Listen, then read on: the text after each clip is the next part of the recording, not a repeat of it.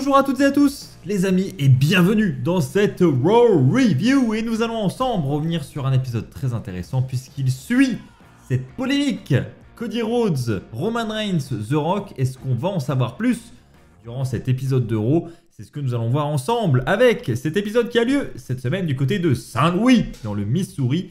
Et justement les amis, ça tombe bien puisque c'est d'ailleurs le premier point de la soirée avec Seth Rollins qui veut officialiser le match face à Cody Rhodes. Effectivement, le show va commencer comme ça avec Seth Rollins qui va nous dire qu'il a besoin de savoir entre lui et Cody Rhodes qui est le meilleur. Et tant qu'il n'aura pas battu Cody Rhodes, eh bien, il ne se sentira pas le meilleur. Donc il veut vraiment officialiser ce match.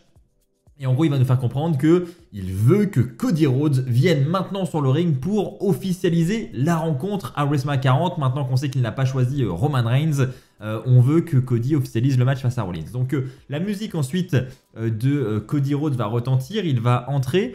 On aura la foule qui sera clairement derrière Cody, qui dès qu'elle entendra le nom du Rock, commencera à huer comme pas possible, hein, dès qu'il y a des promos d'ailleurs, notamment concernant le Rock, pareil, des huées. Et ensuite, Cody Rhodes n'aura même pas le temps d'en placer une puisque Drew McIntyre va arriver. Il va d'ailleurs arriver avec un t-shirt de CM Punk, t-shirt sur lequel on voit Drew McIntyre à côté d'une pierre tombale, où sur la pierre tombale c'est écrit le main event de WrestleMania pour CM Punk. Voilà, en gros, Drew McIntyre l'a complètement enterré. Donc voilà, petit t-shirt assez fun, on va pas se mentir. Ensuite, on a Drew qui va dire que Cody Rhodes doit terminer son histoire. Il va essayer à son tour de convaincre Cody Rhodes, mais de cette fois-ci, aller du côté de Roman Reigns, c'est pas du côté de Seth Rollins. On va très rapidement comprendre l'intention de Roman Reigns et son intention, elle est très claire. Il veut Drew McIntyre qu'il aille défier Roman Reigns pour ensuite, de son côté, lui, avoir l'opportunité face à Seth Rollins. Il veut le titre de Rollins et il veut ce match à WrestleMania. Et donc, il veut envoyer Cody Rhodes ailleurs pour cela. Donc, Rollins fait un excellent boulot comme champion. Mais selon Drew, c'est le moment de prendre la relève. C'est ce qu'il va dire à Rollins avant de lui asséner un headbutt en pleine face. Et ensuite, ça va dégénérer. Cody Rhodes va prendre la défense de Seth Rollins et va frapper Drew McIntyre qui va ensuite s'échapper à l'extérieur et on retrouvera Cody Rhodes plus tard dans la soirée. Donc on va revenir sur ce point, mais ça commence fort et en ce qui concerne l'opener en tout cas, on n'a pas d'éléments de réponse encore concernant le match de Cody Rhodes à WrestleMania. Donc on va voir vers où on se dirige plus tard dans cette review. Continuons avec DIY qui se dirige vers les titres par équipe. Effectivement, ils avaient un match cette semaine où c'était un Fatal 4-Way. Il y avait le New Day contre DIY, contre Imperium, contre les Creed Brothers. C'était un excellent match, le public était à fond dedans, moi y compris, beaucoup de très beaux spots, beaucoup de suspense, on avait des chants This is awesome. Le match se termine avec les Creed Brothers qui vont faire leur Brutus Ball sur Vinci. Ensuite, on aura des super kicks de DIY qui seront exécutés sur les Creed Brothers pour les sortir du ring. Et à ce moment-là, on a le double super kick sur Vinci pour le compte de 3 de la part de DIY. Donc l'enjeu de ce match, c'était que les gagnants allaient affronter du côté de SmackDown cette semaine Pete Dunne et Tyler Bate qui eux ont déjà gagné leur opportunité la semaine dernière. Et ensuite le vainqueur de ce match à SmackDown aura une chance pour les titres par équipe. Donc perso, voilà, je vois bien DIY quand même. Ils ont l'air d'être repartis sur le devant de la scène et c'est une plutôt bonne nouvelle, je pense. N'hésitez pas à me dire vous aussi, les amis, ce que vous en pensez dans l'espace commentaire. On continue avec le troisième point de la soirée. Nous allons parler de Becky Lynch qui s'est qualifiée pour Elimination Chamber. Alors, je ne vais pas avoir grand chose à dire sur ce point, si ce n'est qu'elle affronte Shayna Baszler dans un match 1 contre 1. Un match qui, mine de rien, aura une bonne petite durée. Ça fait plaisir. Le match va se terminer avec Baszler qui va bloquer le 10 armor de Becky Lynch et qui va vouloir lui porter un coup de genou. Mais Becky Lynch va éviter ce coup de genou et va lui faire son Manhandle Slam pour la victoire. On a donc une victoire de Becky Lynch qui se qualifie pour l'Elimination Chamber match. Donc ça a été officialisé, d'ailleurs il y aura un Chamber match pour déterminer celle qui ira affronter Rhea Ripley pour le titre à WrestleMania. C'est un Chamber match d'aspirante numéro 1. C'est une très bonne nouvelle au passage, je trouve. Je suis content qu'on ait ce match et je pense que d'ailleurs avec cette victoire, Becky s'inscrit déjà comme l'une des favorites, notamment avec les petits segments qu'on a pu avoir la concernant ces dernières semaines. Notamment un petit face-à-face avec Rhea Ripley qui était fort sympathique.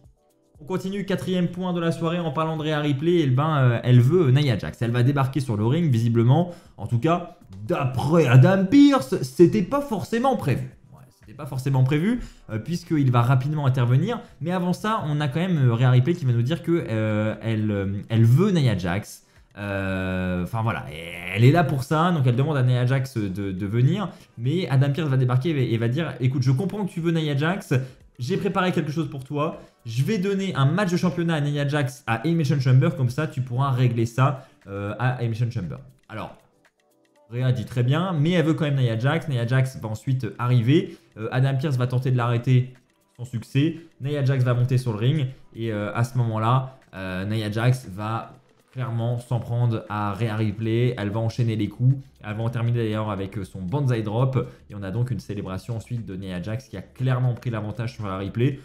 Je trouve ça cool. Personnellement, voilà. Fallait bien occuper Rhea Ripley du côté de Elimination Chamber. Je pense que Nia Jax, clairement, ne mettra pas les mains sur le titre, mais ça fait une adversaire de taille, quelqu'un qui est crédible face à Rhea. Donc voilà, moi je trouve que c'est plutôt une bonne chose d'avoir choisi Nia Jax pour ce petit match de transition en attendant WrestleMania. Voilà, je suis pas comme un ouf devant le match, mais je trouve que c'est pas une mauvaise idée. Akira Tozawa et Maxine Dupri contre Ivar et Valhalla. Alors là, honnêtement, les amis, il faut qu'on parle. Il faut qu'on parle très sérieusement. Qui ici, sur cette chaîne YouTube, on a quelque chose à faire de ce match-là. Ce match qu'on a, je pense que j'exagère pas. Ça fait pas très longtemps que j'ai repris les Raw Review, mais je pense que depuis que j'ai repris, on l'a toutes les semaines, dans une forme différente. Des fois, c'est des matchs 1 contre 1, des fois, c'est des tag teams mixtes, des fois, c'est des tag teams normaux. Mais en tout cas, la rivalité entre Akira Tozawa, Maxine Dupri, Ivar, Valhalla, les Viking Raiders, là, Otis, Chad Gable, mais ça tourne en rond, c'est un truc de ouf, c'est toujours pareil. Non, là, clairement, faut qu'on passe à autre chose. Faut qu'on passe à autre chose, les amis. Voilà, j'ai rien d'autre à dire à part que ça saoule d'avoir toutes les semaines la même chose en ce qui concerne ce segment. Donc là, ça va se terminer avec Ivar qui va réaliser un World Strongest Slam du haut de la corde sur Tozawa pour la victoire. Et on a donc ensuite à la fin de ce match une célébration de Ivar et de Valhalla. Voilà, ça nous fait une belle jambe, hein. On est content. On a eu encore 10 minutes d'occupé avec ce segment cette semaine à Raw. Voilà, je n'ai rien d'autre à dire de plus. Je vous propose qu'on passe au 6e point de la soirée. C'est parti. Nous allons parler de R-Truth qui vient encore perturber le Judgment Day. Effectivement, nous avons un match avec JD McDonagh qui est accompagné de Dominic Mysterio et il affronte The Miz. Donc un match qui voilà, peut être sympa sur le papier et qui est sympa. Alors, on a des bons petits spots entre les deux, le match a lieu, mais à un moment donné, évidemment, on a R-Truth qui va venir perturber le match, notamment avec des t-shirts encore, et de l'argent qu'il a récolté avec la vente de t-shirts. Donc il va évidemment vouloir donner cet argent à JD McDonagh. JD McDonagh va se dire: oh bah finalement, c'est pas mal quand même, hein. Bon petit butin, je le prends, je le mets dans mon slip. Voilà, logique, hein, en plein match, la petite pièce de billet dans le slip. Logique. Donc, il prend ça. Évidemment, ça va le perturber. Ça va permettre à The Miz de revenir dans le match. Il va donc en profiter pour asséner son Skull Crushing Finale sur JD McDonagh. Pour le compte de 3, on a donc une victoire du Miz. Les billets qui s'envolent partout sur le tapis de ring. Et le segment va se conclure avec R-Truth qui ramasse l'argent qui est par terre au sol et qui va ensuite retourner en coulisses, célébrer avec The Miz sur le devant de la scène. Donc voilà, c'était un segment assez sympa à regarder. Voilà, moi j'ai passé un bon petit moment, c'est fun. Mais il faut faire attention que ce soit pas trop long en plus ce genre de segment, hein. J'ai peur qu'on tourne vite en rond avec R-Truth parce que là ça fait déjà à plusieurs reprises où on a l'histoire des billets avec les t-shirts là. Voilà, je pense qu'à un moment donné, calme quand même. 600 jours de règne pour Gunther, effectivement, mais quel palmarès et quel accomplissement. Voilà, Gunther nous accueille pour sa célébration. Donc déjà, comme d'habitude, hein, nous avons l'introduction par Imperium de Gunther. Voilà, déjà, à chaque fois, là, on a les frissons, clairement. Hein, c'est vraiment très classe. Et Gunther va tout de suite nous mettre dans le bain. Il va nous dire, voilà, il y a quelque chose qui ne changera jamais. C'est que je suis le meilleur champion intercontinental que la WWE n'ait jamais connu. Il n'y a aucun homme ici qui mérite de m'affronter. Et c'est à ce moment-là, lorsqu'il va prononcer ces mots, que quelqu'un va débarquer. Et cette personne, c'est Jey Uso. Jey Uso va débarquer et lui va vanter son palmarès par équipe, tandis que Gunther, lui, va vanter son palmarès solo. Gunther va dire qu'effectivement, Jey a dominé la division par équipe, mais après 15 ans, il doit reconnaître que Jey a maintenant développé des couilles pour sortir de l'ombre de sa famille, et ces mots sont très forts quand même. Gunther qui dit « T'as quand même enfin trouvé des couilles pour sortir de l'ombre de ta famille ?» C'est une chose qui fait pas trop plaisir à entendre, quoi. Donc clairement, il met les pieds dedans. Et ensuite, Gunther va dire un truc très très simple. Il va dire, écoute, la raclée que je vais te mettre, parce que je vais t'accorder ton match, elle sera pire que celle que t'as accordée ta famille. Là aussi, on est sur des mots quand même assez forts. Et il dira même, lorsque j'en aurai terminé avec toi, ta famille ne te reconnaîtra même plus. Enfin, c'est quand même assez fort. Et là, Jey Uso, voilà, il n'est pas venu pour entendre ça, donc il va commencer à en avoir marre. Il va commencer à frapper Gunther, mais ensuite on a Kaiser et Vinci qui vont l'arrêter. Et c'est à ce moment-là que le New Day va débarquer pour venir chasser Imperium du ring. Et le segment va se conclure là-dessus. Donc voilà, petite rivalité entre New Day et Imperium. Et en même temps, petite rivalité entre Jey Uso et Gunther. Ouais, j'ai jamais été comme un ouf, honnêtement, sur le run solo de Jey Uso. Mais après, je me dis pourquoi pas. Là aussi, pour un petit challenge de transition, pourquoi pas. On passe au 8e point et avant-dernier point de la soirée avec un match pour les titres par équipe féminin. Effectivement, on a un match entre les Kabuki Warriors et les anciennes championnes Katana Chance et Carter. Donc bon, on a un match qui est pas mal, on a ensuite la prise de Katana Chance et Carter, donc l'after party sur Asuka. Ils vont tenter de couvrir, mais ensuite on a Kairi Sane qui va venir briser le compte. Sane va en profiter pour faire chuter Carter à l'extérieur du ring et pour la balancer dans les escaliers. C'est à ce moment-là que Asuka va en profiter pour faire un round kick à Chance.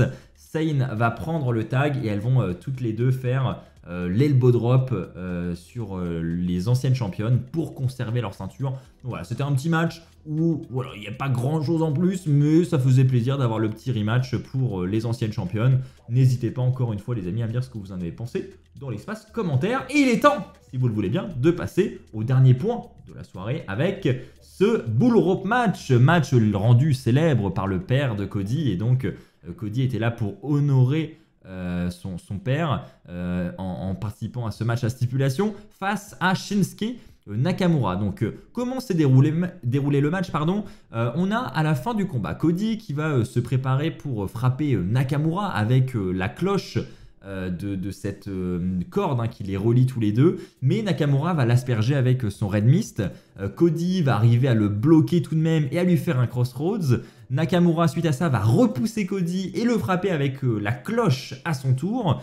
Nakamura va vouloir faire son Kinshasa, mais Cody Rhodes va réussir à placer un low blow avec la corde à plusieurs reprises. Il va lui asséner des petits coups de corde là dans les parties intimes, ce qui va permettre à Cody ensuite d'enchaîner avec son Crossroads.